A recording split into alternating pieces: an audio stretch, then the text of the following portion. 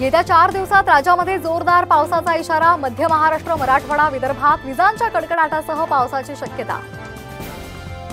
बीडमध्ये मुसळधार पावसामुळे सरस्वती नदीला पूर, जनजीवन विस्कळीत। पुराच्या पाण्यातून नागरिकांचा जीव घेणा प्रवास। बुलढाण्यामध्ये कांदा चाळीवर कोसळली वीज, सर्व कांदे जळाले तर 2 बैलही दगावले, शेतकऱ्याचं मोठं नुकसान। शेतामध्ये वीज पडल्यानंतर जमिनीमधून निळ्या रंगाचं पाणी, धाराशिवच्या मसला गावातला प्रकार, प्रशासनाकडून अधिकचा तपास सुरू। मुसळधार पावसामुळे लातूरमध्ये घरणी नदीवरील पर्यायी पूल वाहून गेला, मिरजेमध्ये निर्माणाधीन पूल वाहून गेल्याची घटना। पावसाच्या आगमनामुळे मयूर राजा आनंदात, पिसारा फुलवत थुईथुई नाचणाऱ्या मोरांची दृश्य कॅमेऱ्यात कैद।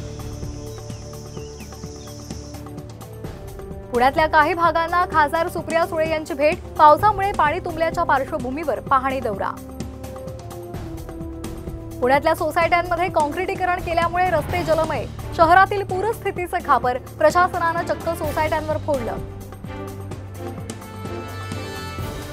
पावसाच्या पार्श्वभूमीवर पुणे उपायुक्त नाईट ड्युटीवर, आपत्ती व्यवस्थापन कक्षामध्ये रात्री 8 ते सकाळी 8 अधिकाऱ्याची नियुक्ती।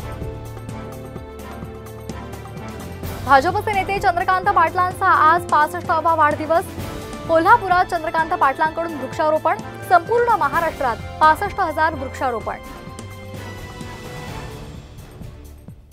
आता सॅटेलाइटद्वारे टोल वसुली होणार, 2 वर्षात नवी व्यवस्था लागू होण्याची शक्यता।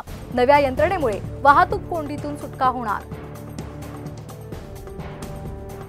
सोनं 200 रुपयांनी स्वस्त, सध्या सोनं प्रतितोळा 71,300 रुपये, तर चांदीच्या दरात 2,900 रुपयांची घसरण, चांदी प्रति किलो 89,300 रुपयांवर।